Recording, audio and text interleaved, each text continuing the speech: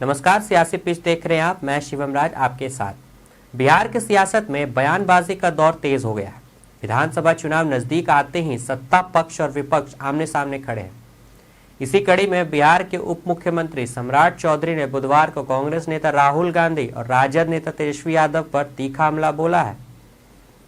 उन्होंने दोनों नेताओं को लोकतंत्र के लिए खतरा करार देते हुए दावा किया कि बिहार की जनता इस बार उन्हें सबक सिखाएगी।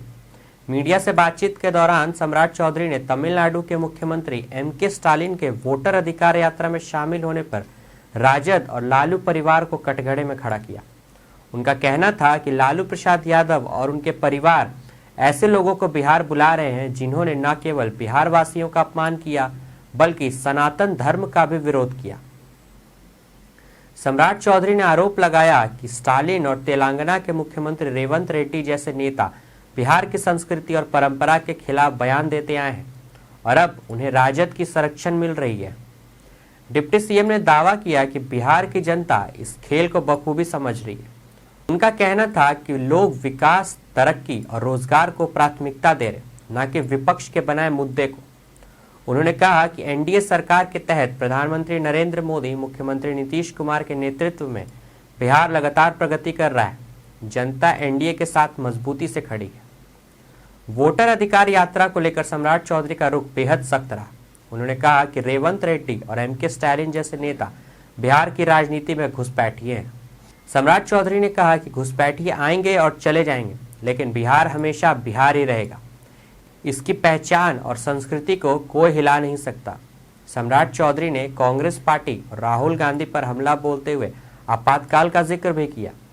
उन्होंने कहा कि उस दौर में निर्दोष लोगों को जेल में डाला गया और लोकतंत्र का गला घोटा गया।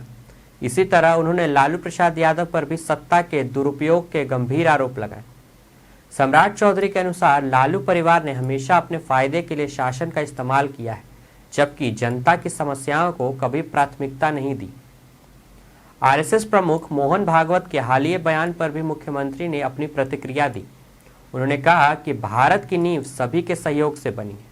भारत की आत्मा भगवान राम और श्री कृष्ण की परंपरा से जुड़ी हुई है। समय के साथ पूजा पद्धतियों में बदलाव हुआ है, लेकिन भारतीय संस्कृति की एकता अटूट रही है। यह सनातन संस्कृति ही भारत की मूल पहचान है। प्रधानमंत्री मोदी के आगामी पूर्णिया दौरे पर बोलते हुए सम्राट चौधरी ने कहा कि लगभग 40,000 करोड़ रुपए की परियोजनाओं की सौगात बिहार को मिलेगी। इसमें कई नई परियोजनाओं का ऐलान किया जाएगा। साथ ही पूर्णिया हवाई अड्डे का उद्घाटन भी होगा, जिससे क्षेत्र में हवाई संपर्क बेहतर होगा और व्यापार तथा पर्यटन को बढ़ावा मिलेगा। सम्राट चौधरी के इन बयानों ने साफ किया है कि एनडीए चुनाव से पहले विपक्ष पर आक्रामक रणनीति अपना रहा है। राहुल गांधी और तेजस्वी यादव को सीधे निशाने पर लेकर उन्होंने संदेश दिया कि इस बार मुकाबला सिर्फ वोटों का नहीं बल्कि विचारधाराओं का भी है। तो वहीं वोटर अधिकार यात्रा और बाहरी नेताओं की भागीदारी पर लगातार हमला कर एनडीए ये दिखाना चाहता है कि बिहार की राजनीति में बाहरी दखल मंजूर नहीं।